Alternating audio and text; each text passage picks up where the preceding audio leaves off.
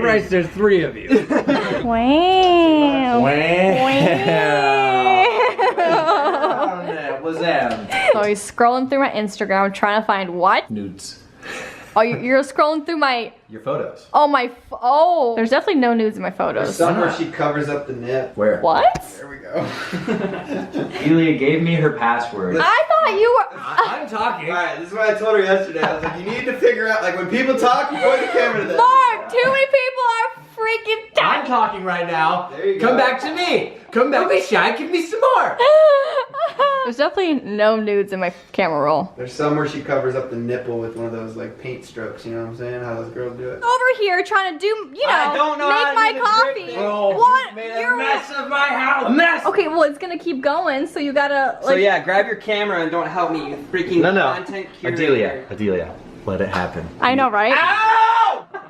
That's what you get. I try to see. This is what happens. Okay, guys, this is a lesson for all of you. Don't do good, and bad won't happen. I was making an Adelia a coffee. I'm like, hey, I'm gonna be a nice gentleman, make her a coffee. Wasn't paying attention, was distracted, and then what happens? My pants get taken down, rightfully so, and now coffee's all over, and I gotta go.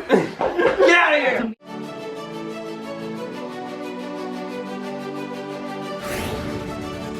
Sweltering in the heat here. It's nice to have somebody that have to raise the microphone. Right, isn't that kind of good? I think it should be that way. It makes me feel Gosh. smart. Hey, there we go. So, Daytime Emmy nominee. Yes. Again. Again. Give everybody the 30-second rundown of everything they need to know about your character. Thomas Forrester is currently having his design stolen from him by the love of his life, Sally Spectra. They break up, but there's about to be some really exciting stuff that comes up to their storyline, and it could bring them somewhere exciting in business and in life and other things. That's all I can say. Okay. I have a question that I need to ask you. If you could ask whoever I'm interviewing next a question, what would the question be? Are you wearing your lucky underwear? What is it with you guys and these underwear questions? The number... Because it's sexy and it's different The and it's cast unique. of Days of Our Lives had me ask the head of the Academy what his feet smell like. You know what's weird? I smelt my shoes the other day after working out, and they smelt like ranch. And I was like, is this a Cool Ranch Dorito bag? No, it's my shoes. And I would have eaten them if I could. Boom. Drop the mic. I think I might. I don't know where to go from that. I mean, really, outside of the fact that it was really sort of a great reel. I mean, it was really all kinds of amazing, very simple, just 2 people, well, unless you count the baby, The baby. 2 and a half. Who's a half baby? We only had half the baby there. Because there's twins. It's not a creepy thing, it's just that there's... The other half is sitting in the room. People are looking for their half of a They're like, a oh my small God, half of a baby? That's upsetting. They're like, oh, no, calm yourself, calm yourself. The hard sell. Why should people be tuning in to The Bold and the Beautiful weekdays on CBS? What's the appeal of the B and the B? Because I'm there. That's why you tune in, people. And usually aren't clothed. I am not clothed. That is a thing. I do not wear clothes in this show. I don't know why. I do know why. I know why I'm paid. It's what they use to, Brad uses to fund these trips abroad. There's Exactly. No clothing allowance for you. Yeah, no. They don't have wardrobe. So we just wear nothing. Perfect. Thank you. Make some noise, Matheson, for our friend Pierson Fodè. Yes, Pierson's here. Stop. Okay. I mean, obviously, I am Way more handsome. You praise me with all the nicest of things, but I'm definitely not a better TikToker than you. Don't you kid yourself. Dude, you're 2 million followers deep on TikTok now, right? Yeah. You're a TikTok. You're a bona fide TikTok star. I like the term TikTok god, actually. Ooh. Yeah, I think TikTok star is a little bit too. Now, It's very Gen Z. You know what I mean? It's also when you only have 1 million followers. I think when you have 2, when you get to 2 million, you're a god. I'm a TikTok god. I mean, Charlie D'Amelio's she's a star still. She's only got that 40 mil, but he's 50 now. Is it 50? That's so ridiculous. It's 49.8. How do you go? Like, what apps in the history of apps do you just like blow up to 50 million in like a 3-month window? I don't think it was even like that with Vine. I really don't. It wasn't. It wasn't. It's not even like that on Instagram now. Like, no, hell no. Remember the time back in the day, if you had a famous friend that posted about you, they would just boom. You get posted and bam, you've got 10,000 new followers in a day. Now somebody posts about you, and you practically get unfollowed by all of their followers. They Literally. block you. It's a bunch of horrible DMs. People are just breaking their phones in half. Right. Like, why'd you do Just that? It's trash. really unnecessary. Dude, you are one person that me and Matheson have wanted to have on here since we came up with this because we think that you're Since last week. since last week. Yeah, since we couldn't find a guest, we were like, we got to figure this out quick. Figure it out. I know a Grab that trash panda of a human piece. But dude, no, we're Thanks. we're excited to have you on because like I think you're hilarious and also thoughtful Oh, thanks, man. at the same Yes. time. Super interesting guy, for sure. Yeah, what Appreciate dude, that. if you had to cliff note us your story of life, but mostly your story of how you got from your home state of Washington to here. Like how did you get here? What's the shortened version of that? How'd you become an actor, a working actor in Hollywood? Man, I think to give context to my story, oh Jesus Christ! That's the first You burp like we've ever made had. it worse. You like cupped into the mic. So everybody like moves away when they get mouth problems, and as somebody that loves Joe Rogan's podcast, burp into it? I'm like, I want to know, like, I want to feel what it was like in that moment. The sparkling water got to me. 100%. It does, dude. Okay, so that was a side burp contrast, whatever the fuck story. Important. Very nonetheless. important. No, so I was born and raised on a farm in Washington State, homeschooled, so fairly disconnected from most society. Except my parents did a good job of like getting us into like youth group at church or putting us on sports teams and getting us out and having good friend groups. But I felt kind of disconnected from the world, and I felt like I wanted to do something with my life, and I didn't know what that meant as like 7-year-old kid or a 5-year-old kid. Right. But I loved movies. And I remember something specifically happened as a kid where I saw, there's very pivotal movies in my life, but specifically Rocky and Star Wars. But Star Wars has the best example for me of you see Luke Skywalker on his farm, which was so applicable to me. You can see this with Superman 2 or anybody, but Tatooine Farm. Tatooine Farm. And he looks at his double sunset. Double and sunset, yeah. that moment where he realized that he was destined for something greater. Right. And he goes off over the next few movies and saves the galaxy with Han Solo and Princess Leia and creating a ragtag bunch of family, And I knew in that moment that I was going to become a Jedi warrior. I knew. No, I Hasn't knew- happened yet. Hasn't. I'm still working on the whole force push and pull thing, but Can't force it. You can't force can't force it. Oh, You guys and your man. punnies. Hey! You're so the, punny. Cut the episode. We're Oh, done. God, it's done. You can't end Yeah. higher than that. It, Cut it out. Cut it out. No, I knew I clearly could not become a Jedi, so I decided for the next best thing, which was to become an entertainer. I knew I wanted to make movies. I was gonna say, did you find yourself as a kid being super creative, like all the time, Yeah. or having like thoughts where you wanted to not just play football or like No. just play? Yeah. Yeah. I just like I that was the first thing I knew I wanted to do was make movies. But I didn't know if that meant I wanted to direct or produce or act. I was like, I want to do that thing. Right. You're like 7 years old when you Yeah. realized That like Wow. magic thing that for sure, which literally is me describing music for me. Yeah. Was that like Yeah. Elvis? Absolutely. Yeah. Like you have an opportunity to reach into people's lives and touch them without the distraction of politics or religion or anything else. Yeah. Oh and my god. speak to people across the world through a single medium. I think that's fucking fantastic. 100%. It's a cool way of thinking of it. Yeah. What about you? Tell me about that. I mean, unless your listeners Hold have on, already I heard feel like that. there's so Yeah. much more of the story here. Yeah. There's only So far, 7 years old. so far you're 7 years old. Oh, Yeah, where- So what happened where- when you were 8? So 8 years old, I got into a huge problem with Steven Spielberg. Still waiting to meet that guy. So that became quickly my journey. I found multiple friends that thought that was a cool idea, but never thought it would ever come into existence and constantly shat on that idea. Then I found one friend who actually loved this, and he was already making movies himself. So we would always get together and film on In Washington. in Washington. Yeah. Wow. That's awesome. It's really hard to find people doing creative shit in your hometown. Yeah, especially the same creative shit that you're doing. Right. Verbatim. But yeah, we started getting together and making movies, and I say movies. They're shitty home videos, really, Yeah. is really Oh, what yeah. they're called. Oh, and I yeah. saved all of them. And I can't Yes. wait to start releasing them as I Ew. get like more and more famous. TikTok God. But Out there. I tried moving out, when I was like 15, And my parents were like, Oh, where? nah, to LA. Wow.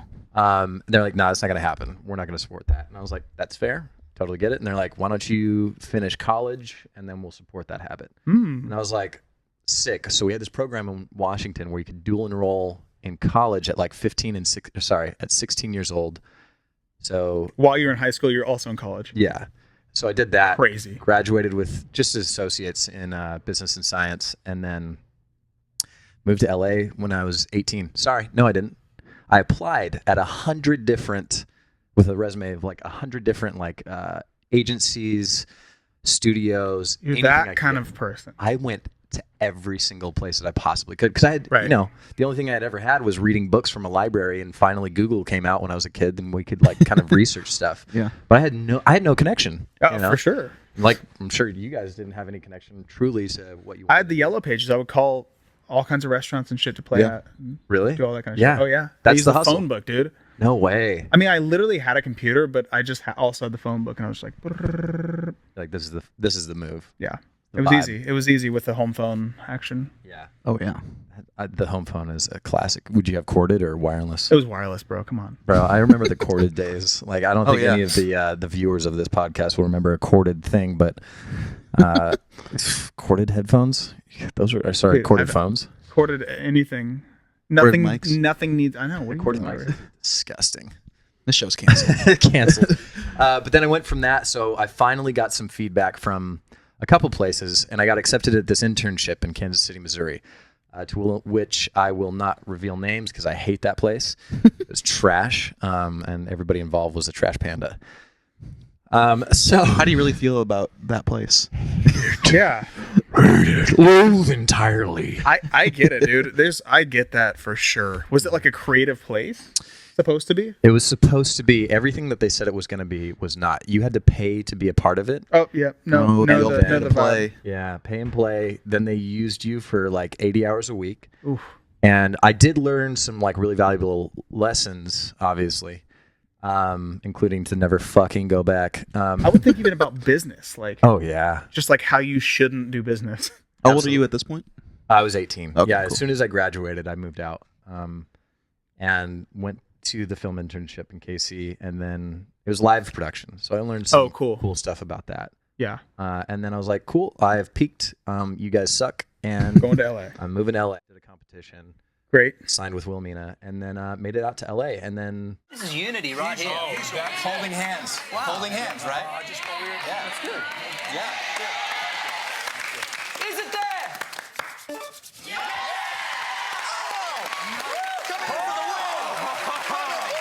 Scott, 2 to go for a clean sweep. I'm coming along now. Pierson. Showing them affection.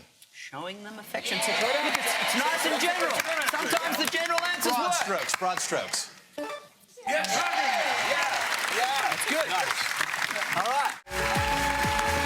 Welcome back to All-Star Family Feud, the bold and the beautiful. Look, we knew they'd be competitive, but I can honestly say that I had no idea how intense this was going to get. It is, quite frankly, it is frightening.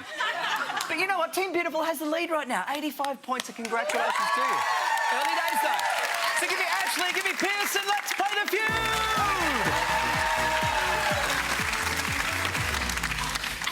We surveyed 100 people, and the top 7 answers are on the board. Name something you'd buy to reward yourself. What? That was it? Oh, no. Were you guys just doing one of those long-looking stares? I think we got Where there's no lots of dialogue? eyes. Was that what that was? All right, well, Anyway. someone answered, and it's you, Ashley. Something that you would buy to reward yourself. Yeah. Jewelry. Okay. All right, can you beat it, Pierson? Alcohol. All right. Is it on the board? You got to pass or play, though. Pass or play. Okay, we're going to play. Let's go. No, I come from a farm. Really? Yeah, born and raised on a farm. No television there.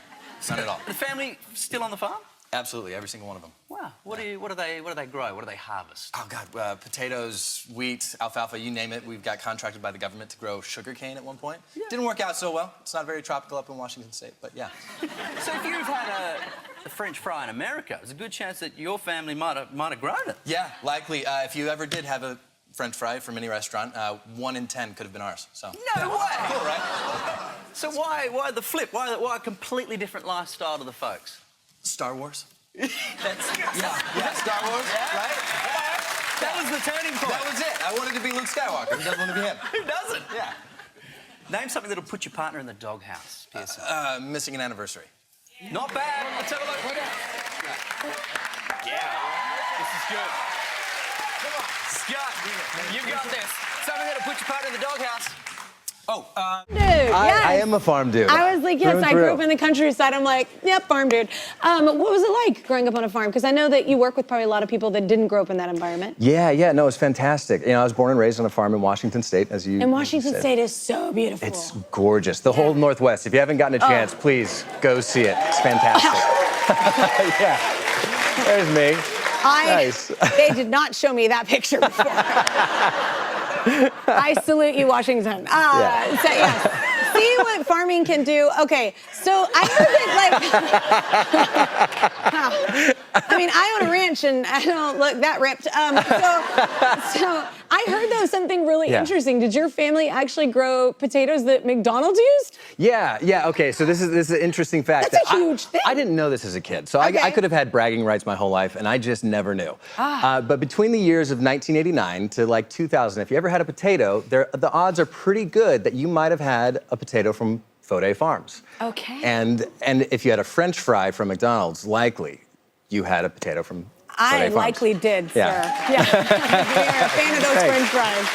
So wait, you went though from farming to acting. When did the bug kind of get you? Did it start? I heard with like home movies. Yeah. So it really early on, I watched Charlie Chaplin and Buster Keaton and the Three Stooges, and Cary Grant was my favorite actor growing up. Phenomenal. I mean, who could be better than that? I mean, Rock Hudson was nice. Oh yeah, Rock. Sorry, apologies. Yeah. But I stole my parents' VHS camera on the farm, and I would pay my friends in pizza to come over and make these really terrible home movies.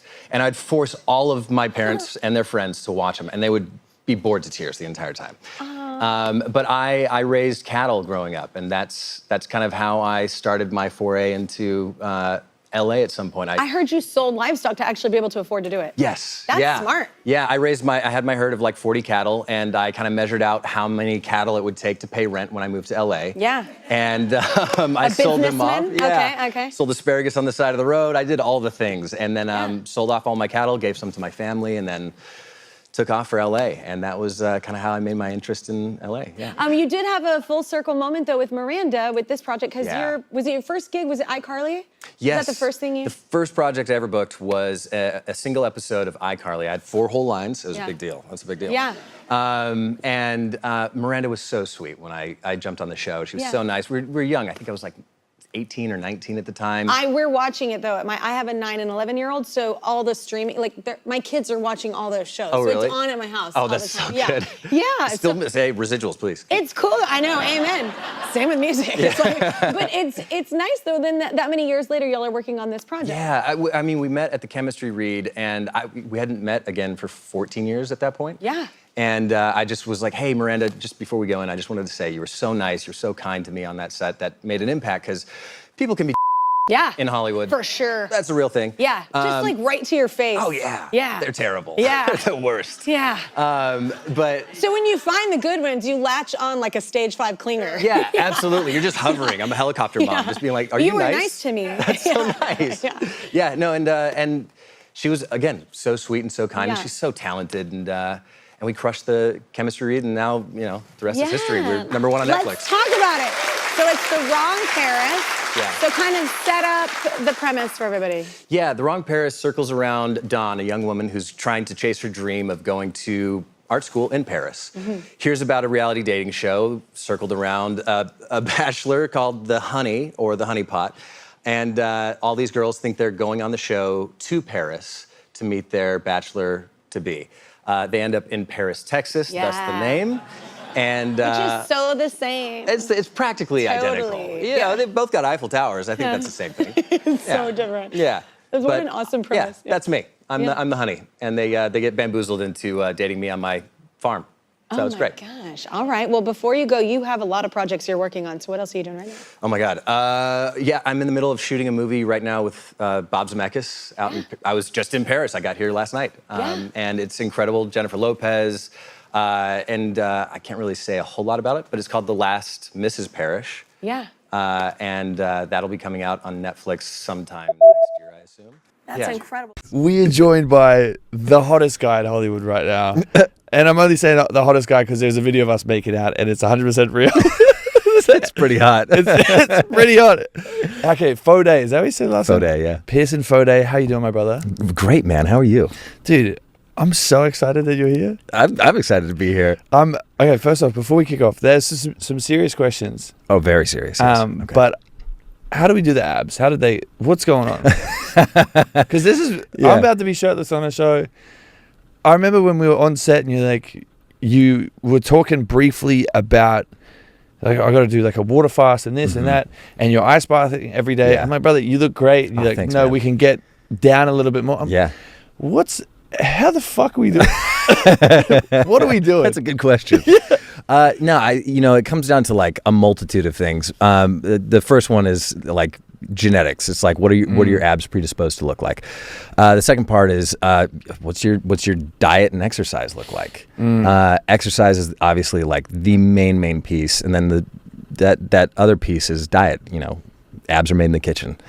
So yeah, it's like as soon as you start cutting calories, your abs start showing up. And then like for the movie, and the nicest compliment people have been posting about, which I think they think it's like a hate comment almost, but to me it's like the nicest thing in the world. They're like, I can't believe we're praising guys for being on steroids right now. And I'm like, oh my God, thank you. You think I'm on steroids? That's so freaking nice, That's dude. awesome. It's the best. Yeah. I'm like, dude, no, it's all natty. Like if you put me next to C-Bum, like I would look so small. Brother, Chris Bumstead. you're like 6'6". True, but You're like, huge. but I like, yeah, small guy comparatively to real bodybuilders. Yeah, but yeah, no, it's like it's diet, sleep, exercise, and that's it. And then I did the water loading, which you for the shirtless scenes, and it's kind of tough on your kidneys a little bit, but if you drink like a gallon of water a day, you end up taking in like 2 to 3 gallons of water every day leading up to it, and a lot of extra salt and electrolytes. Whoa. And then the day before you start shooting, you cut it all off. Yeah, and then you don't drink water for that entire day. And I'm sipping on little bits because I have to perform still. Yeah, brother. Yeah, but it was be shooting tough. like 14-hour days. Oh yeah, everything's like, my mouth is so dry. No. Yeah, bro. it was tough, but it looked good. You looked insane. Oh, thanks. Dude. You look ridiculous. I'm like, that was fucking crazy. Because even on the day I was there, you weren't even ready for your shirtless season because they kept moving it, right? And you still look nuts. Yeah, they moved it like 3 different times. So I'd water load that week leading up to it, and be like, "Hey, sorry, it's raining today. We can't shoot the scene." I was like, "Dude, I stopped eating. I haven't drank water in 24 hours. What are we doing here? My skin's thin." Wow. And then I just start slamming water after that and drinking. And it's pretty nice though. It was pretty sweet. Yeah. Dude, because I was only there for a couple of days. Guys, we're talking about The Wrong Paris. I don't know if I introduced that properly. The Wrong Paris. The #1 movie in the world starring Harry Jowsey. Dude, it's you. Brother, I had 2 seconds. Great 2 seconds, though. Come on. Yeah. They were fun. The one thing I do... We made the bloopers, too. Yeah, that's true. 3 seconds. Yeah, come on. Bro, I remember when you kept breaking my fucking chain. Yeah. They kept taping it up. Dude, it was nonstop. They gave you the weakest chain in the world. The worst chain ever. I mean, we're pretty strong guys, though. Come on. It's you. We broke the chain. It was you. No, also, guys, the weird... Because this was like my first ever scene where it was like in a bar. And if you watch the movie, it's like super loud. There's bar noise, everything like that. I didn't realize that it's fully quiet when you were filming that. When we're actually shooting. Yeah, because obviously they have to hear you guys talk. Yeah. But I remember sitting there like in the background, and I was sitting there with Caden, and he's like, I'm like, what? And he's like not even saying, he's like, be quiet. They have to talk. I'm like, oh, this is so fascinating. and then the guy doing the music as well, and then just all you can just hear is like feet stepping. Like, this is crazy. What is this when you first started filming? Was there something like that where you're like, this is really weird? Like, this is not what it feels like. Oh, there's so many things that are like that. I think at the top of the list would be like any intimate scenes, like love scenes in general. They're like people like they look great on camera, right? Like there's some really beautiful scenes that have been shot. Yeah. But man, they're so technical and awkward, and you've got 40 crew members standing around you while you're essentially naked, and you and your partner in that scene are making love, and it looks so funny. And all you can do is just crack jokes because you and that partner have to be really comfortable with each other at that point. And so we're usually giggling after every take, and it's just it's so technically awkward, but it looks great on camera. The best. But it's the most awkward thing to shoot in the entire world. It's so funny. Was there any moments when you're doing The Wrong Paris that felt awkward? No, actually, The Wrong Paris was like it was so light and it was so fun. Easy, and Janine and Michael, the director duo, were so much fun to work with. And Miranda's phenomenal, and and the whole you got to meet some of the cast, but you knew some of the cast as well.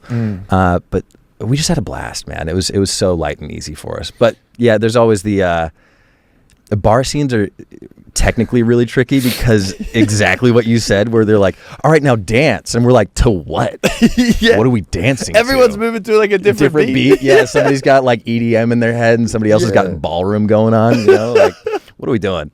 Yeah, bro, it was so fascinating watching that, but also just to see this is my first ever impression of you, right? Like first ever time meeting you and seeing how passionate you are about like the camera lens and all this stuff. Like that was the first thing I remember. You're like, oh, Janine, what lens are we using? I'm like, oh, this guy really loves this stuff. Yeah. Dude, and you were nonstop, right? Like you've been, when I met you on that set, you're like, yeah, I've probably been out of LA like 8 months out of the year. Just got a house, and you're like, I haven't really been there. Yep.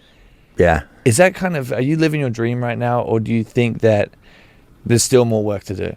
Oh, there's still so much more work to do. I'm definitely living my dream.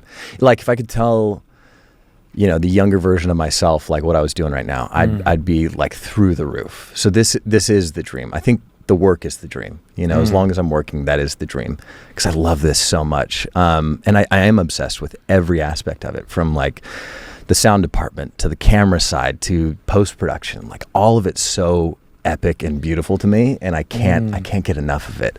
And yeah, I'm shooting pretty nonstop right now. I haven't taken a break in months. I've taken, I think, like 8 red eyes back and forth between projects and press. Wow. Yeah, and we just announced that the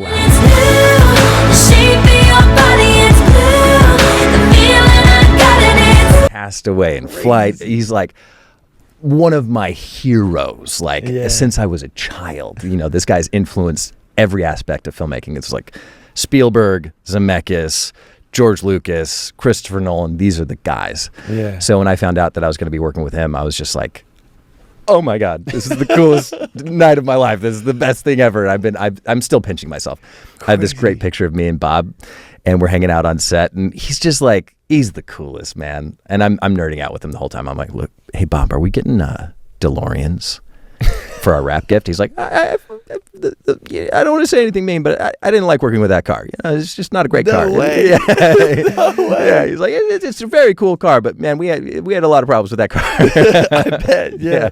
Dude, that's so fascinating. That's so exciting. Was there ever a role that was really, because I always get curious about this. Is there ever a role that has changed your perspective on your real life or life in general? Yeah, absolutely. I hope I get to learn a little bit something new about myself and about life on every single role, because there's always something you can glean from it, and also get to know different people when you're researching stuff like that.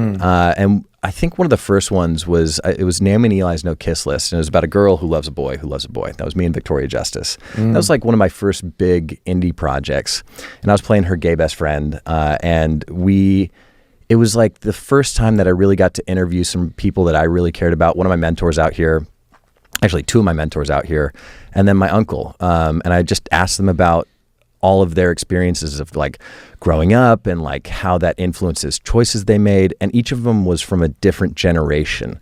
So like one of my buddies who's, I think he's like 86 right now, you know, his experience growing up being gay is totally different than like my uncle or some of my peers that are my age being gay. And they're like, he's like, yeah, back then you never talked about it. And like nowadays it's pretty open, it's pretty available, but it's so fascinating learning like different parts of history, and it gives you a lot of empathy for people of like, oh man, my experience is just vastly different than yours. Yeah. And it's so cool because like acting is one of those things where it's made up. It's all make believe, dude. We're dressing up, dude. We're not that cool, but the goal is that we can entertain people for like 90 minutes. For 90 minutes, you pack people into a theater, you put them all on a couch, whatever it is. It doesn't matter where you're from, what religion you are, what political beliefs you have. For 90 minutes, you're all laughing at the same jokes. You're crying at the same moments. You're cheering for the same moments. And at the end of the movie, hopefully you've all had a similar or close to similar experience and feel a little bit of joy at the end of that. And I think that's just the coolest thing in the world. And we're not preaching, we're not doing anything crazy. It's just to inspire you.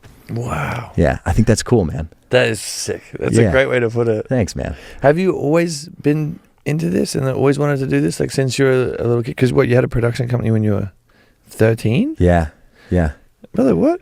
Yeah. Let's relax. You're working enough, all right? Yeah. You can have a week off, all right? Well, we'll see. I give you permission. We'll see. Wait, why did you have a production company with 13? Dude, I was obsessed with movies as a little kid. Okay, so I was born and raised up in Washington State on a farm. I was homeschooled, so I was like pretty isolated away from the world. And my parents like got us out. We played soccer. We weren't like weird. We were weird homeschool kids, but you know we weren't too weird. we were still weird. I'm still socially so strange.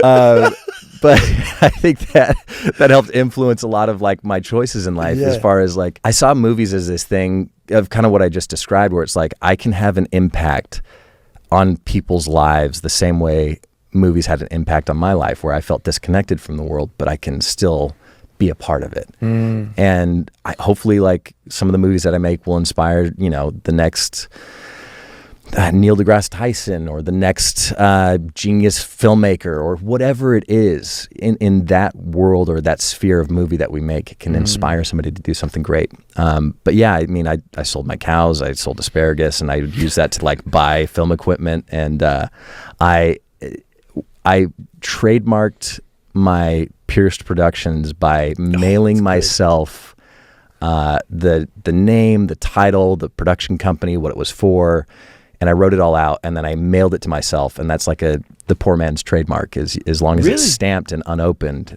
you have now trademark proof of your title, an LLC. What? Yeah. I did not know that. Yeah. Dude, you're the smartest 13-year-old ever. It was crazy. I don't know how I figured it out, but somebody had to have told me. Wow, that's wild. And how did your family feel about all this stuff? Like, are they in the industry at all? Or no? No, farmers. We're a long lineage of farmers. Fuck yeah. Got no connection to anything. This is crazy for you. This is wild. Yeah.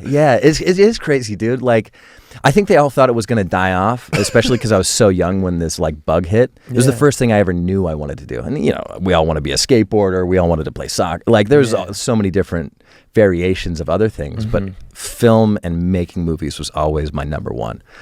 And they thought it was going to die off. And, you know, Hollywood, sex, drugs, and rock and roll. Like, they were just like, stay out of Satan's playpen. Let's find something else for you. Wow. And then when I turned like 18, it was more like when I turned 15. I was like trying to move out, and they're like, "Please don't do that. Please relax. Relax. Let's sell some asparagus. Yeah, sell some asparagus, sell some cows. Relax, dude. We're good, brother. Yeah." And they realized it wasn't gonna die off. So I think they just did their best to be supportive and like have my back where they could. And my parents are such good people. Like they really are awesome human beings. For having like no idea what I was getting into, they're just like, we're behind you. If anything bad happens, we're there for you. Wow. Yeah. And then have you got siblings? Yeah, I've got 2 older brothers and a younger sister. Wow. What do they think of this stuff? Are they just confused? Yeah, confused and excited. Yeah, you know, exactly that. Wow. They're stoked, man. They, you know, I think it's every time something different happens, like we've got the #1 movie around the world right now on Netflix. The most watched movie on the planet. Yeah, it's crazy, dude. It's crazy. Crazy. You have the #1 movie of the world, Dude, brother. Come on, man. It's all about you. Dude, it's those beautiful abs. Come on, stop it. It was our moment in the bar that really made it. It was. Yeah. That was so fun, bro. Wait, this is also what I wanted. I was curious about this. This all of those beautiful women on set. Yeah. How did you have the courage to like pump out your lines? Because I would have been so nervous. I would have been, because you're from Tennessee. You're being Trey. Yeah. Like, dude. Texas. Oh, Texas. Paris, is it? Texas. Yeah, oh, bro. they were Come mad at on. me. Is it really Texas? Yeah. Oh, it is Texas. Yeah. Paris, Texas. You didn't watch the movie. I didn't watch it. Yeah, don't watch it. No. Watch the bloopers. Watch the bloopers. Yeah, Watch the bloopers. No, I thought, because when I was on set, it was Jimmy that was laughing at me because I didn't know the difference between Tennessee and Texas. I thought it was all the same thing. Yeah, practically. Same shit. Yeah. But no, in front of all the girls, because you had to deliver those lines, and then the whole crew. Yeah. Do you ever get stage fright? Do you ever get scared? You know, there's definitely moments, like you definitely get anxious in moments, and I think a lot of the anxiety comes from maybe if you're not as prepared as you feel you should be. But I put in a lot of work. Like, I've read the script probably a few dozen times by the time we shoot it. I've read my stuff like probably over 100 times by the time we shoot it.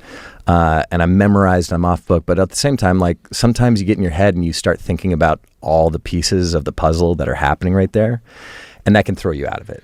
But I think the easiest thing for me is, like, if you just lock into the character and you lock into your scene partner, you just kind of forget about everything else. Damn. And you really do get like locked into the right headspace, and it's pretty fun. But yeah, no, anxiety happens. It always happens. There's always some sort of stage fright or like imposter syndrome that takes over. You're like, fuck, am I supposed to be here? Am I worthy of this? Should I even be here? What did I do? I need to go back to the farm and buck some hay bales. This is stupid, dude. Yeah, this is ridiculous. Did I fool them into hiring me? Like, guys, I didn't grow up on a farm. Yeah, what are you talking about? I was a city kid. Yeah, okay, so what's your process like when you are getting ready for this role? Like, what? So you read it like every day, the script? Yeah.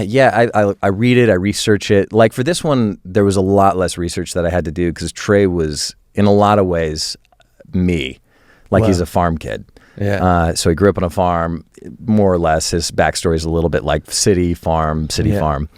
But I just implemented myself on top of Trey, and I was like, this would be like me if I was living in Texas. That's it. Like, my whole life was research, or Tennessee.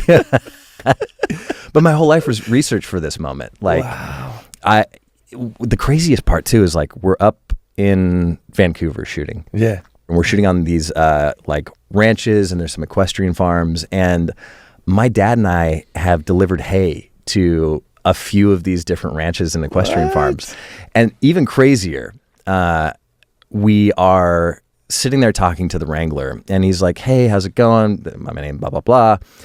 And we're talking about the horse, and he's like, oh, your horse's name is Moses. I was like, oh, no, that's pretty crazy. Where'd you guys get him? He's like, you're not going to believe this. I go, come on, try me.